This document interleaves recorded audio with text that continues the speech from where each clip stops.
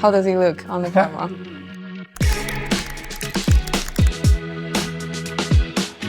We're feeding millions of Taiwanese people per day. So our job is to make sure that every single Taiwanese can find their favorite restaurant. When it comes to food, there is a deep connection to the land, and even at the emotional level.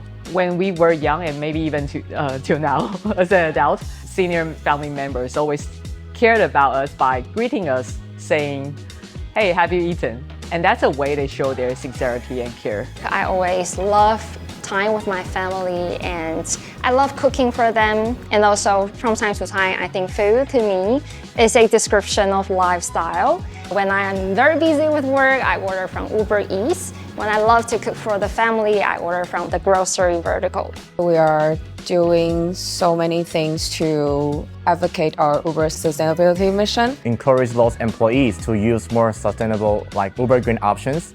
Then we can have the lower carbon emission. One of our main goals is to help our merchants understand the importance of sustainability and also help them to transition their packaging into a more sustainable materials.